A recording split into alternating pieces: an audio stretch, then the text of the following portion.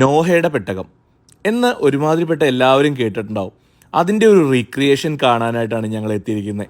ഈ ഒരു പെട്ടകത്തിൽ എന്തൊക്കെ മൃഗങ്ങളുണ്ടായിരുന്നു, എങ്ങനെയാണ് ഇവരെയൊക്കെ സൂക്ഷിച്ചിരുന്നതിൻ്റെ ഒരു ഡെമോൺസ്ട്രേഷനാണ് ഇത് നമ്മൾ കാണുന്നത്. God gave me the basic instructions to build the ark. Kentucky സ്റ്റേറ്റിലെ വില്യംസ്റ്റൗണിലാണ് ഈ ഒരു നോഹാസ് ആർക്ക്, നോഹയുടെ പെട്ടകത്തിന്റെ റെപ്ലിക്ക സ്ഥിതി ചെയ്യുന്നത്. 2016 $100 മില്യൺ അതായത് 800 കോടി ഇന്ത്യൻ രൂപ മുടക്കി പണിതാണ് ഈ ഒരു നോഹാസ് ആർക്കിന്റെ റെപ്ലിക്ക. $60 ഒരാളുടെ എൻട്രി ഫീസ്. 17 വയസ്സ് വരെയുള്ളവർക്ക് $40, 10 വയസ്സ് താഴെയുള്ളവർക്ക് ഫ്രീയുമാണ്. അപ്പോൾ നമ്മൾ ടിക്കറ്റ് എടുത്ത് ഒരു ബസ്സിൽ കയറി വേണം ഈ ഒരു നോഹയുടെ പെട്ടകത്തിൻ്റെ അടുത്തേക്ക് എത്താനായിട്ട്. ഏകദേശം 1 കിലോമീറ്ററോളം ദൂരമുണ്ട് ടിക്കറ്റ് കൗണ്ടറിൽ നിന്നും. നമ്മൾ പെട്ടകത്തിൻ്റെ അടുത്തേക്ക് നടക്കുന്ന വഴിയിൽ ചെറിയ കൂടുകളിൽ കിളികളെയൊക്കെ ഇട്ടിരിക്കുന്നത് കാണാം. ഈ ഒരു നോഹയുടെ പെട്ടകത്തിൻ്റെയൊക്കെ അടുത്തേക്ക് നമ്മൾ നടന്നെത്തുമ്പോഴാണ് ഇതിൻ്റെ ശരിക്കുള്ള വലിപ്പം മനസ്സിലാവുന്നത്. ബൈബിളിൽ പറഞ്ഞിട്ടുള്ള അതേ വലിപ്പത്തിൽ തന്നെയാണ് നോഹയുടെ പെട്ടകത്തിൻ്റെ റെപ്ലിക്ക ഇവിടെ ഉണ്ടാക്കിയിട്ടുള്ളത്. ഏകദേശം 3-4 മണിക്കൂർ എടുക്കും നമ്മൾ ഈ ഒരു നോഹയുടെ പെട്ടകം മൊത്തമായിട്ട് കണ്ടു തീർത്ത് ഇറങ്ങി വരാനായിട്ട്. ഇപ്പോൾ ഇവിടെ നോഹയുടെ പെട്ടകത്തിൽ എന്തൊക്കെയുണ്ട് എന്നുള്ളത് കൃത്യമായിട്ട് മെൻഷൻ ചെയ്തിട്ടുണ്ട്. നോഹയുടെ പെട്ടകത്തിൻ്റെ എൻട്രൻസിലേക്ക് എത്തിക്കഴിഞ്ഞു കഴിയുമ്പോൾ അവിടെ ഇടതുവശത്തായിട്ട് നമുക്ക് ഒരുപാട് കൂടുകൾ കാണാൻ പറ്റും. പിന്നീട് അങ്ങോട്ട് മൊത്തം ഇതുപോലെയുള്ള കൂടുകളാണ്. ഇത് കുറച്ചുകൂടി റിയലിസ്റ്റിക് ആകാൻ വേണ്ടി ഇതിൽ നിന്ന് സൗണ്ട് ഒക്കെ കൊടുത്തിട്ടുണ്ട്, ഓരോ കിളികളുടെയും ജീവികളുടെയും ഒക്കെ. അതൊക്കെ കേട്ട് നമ്മളിങ്ങനെ മുമ്പോട്ട് പോയി കഴിയുമ്പോൾ നമ്മൾ ഒരുപാട് ഭരണികൾ ഇരിക്കുന്നത് കാണാം. വെള്ളം സ്റ്റോർ ചെയ്യുന്നതും പിന്നെ ഭക്ഷണം സ്റ്റോർ ചെയ്യുന്നതായിട്ട് ഒരുപാട് കാണാൻ പറ്റും. ഈ ഒരു കൂടുകളിൽ നിന്ന് എങ്ങനെയാണ് ഇതിൻ്റെ വേസ്റ്റ് പുറത്തേക്ക് എടുക്കുന്നതെന്നും എങ്ങനെയായിരുന്നു ഇത് ക്ലീൻ ചെയ്തതിൻ്റെയൊക്കെ ഒരു കറക്റ്റ് പിക്ചറൈസേഷനും അതുപോലെ എങ്ങനെയാണ് വെള്ളവും ഭക്ഷണവും കൊടുത്തുകൊണ്ടിരുന്നതിൻ്റെയൊക്കെ ഒരു കറക്റ്റ് ഡീറ്റെയിലിംഗ് അവിടെ കൊടുത്തിട്ടുണ്ട്. ഒരുപാട് കൂടുകൾ നമുക്ക് കാണാൻ പറ്റും. അതുപോലെ നോഹയുടെ പെട്ടകത്തിൻ്റെ അകത്ത് പ്രാർത്ഥന എങ്ങനെയായിരുന്നു നടന്നിരുന്നതെന്നൊക്കെ എൻ്റെ ഒരു പിക്ചറൈസേഷൻ അവിടെ ഉണ്ട്.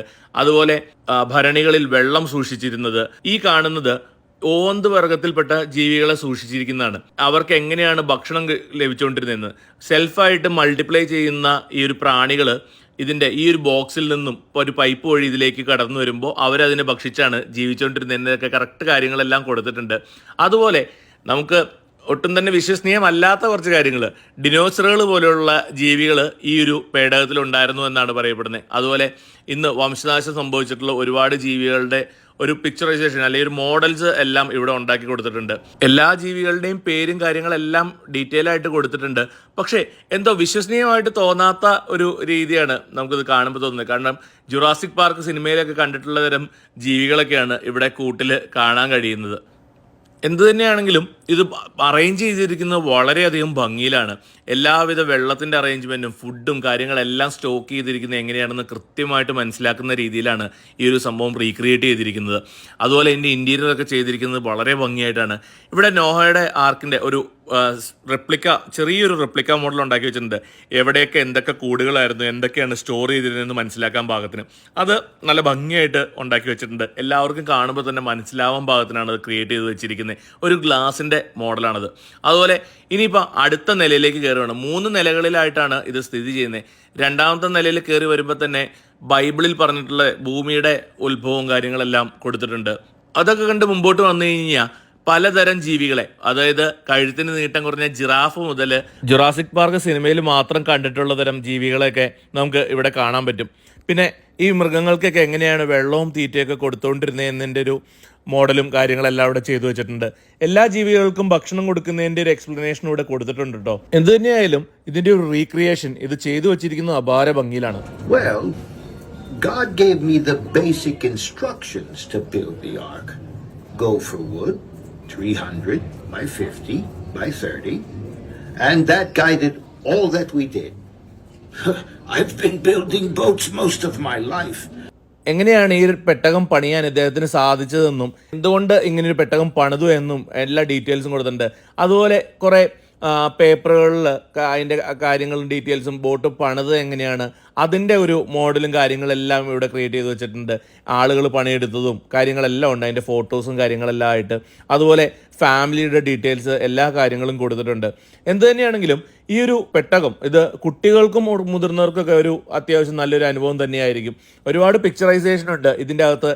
എങ്ങനെയാണ് ഇവർ ജീവിച്ചിരുന്നതെന്നും ഫുഡ് ഉണ്ടാക്കുന്നതിൻ്റെയും അതുപോലെ ഭക്ഷണങ്ങൾ സ്റ്റോർ ചെയ്തിരുന്നതിൻ്റെയും പച്ചക്കറി കൃഷി ചെയ്തിരുന്നത് എങ്ങനെയാണെന്നൊക്കെ ഇതിൻ്റെ അകത്ത് കൊടുത്തിട്ടുണ്ട്.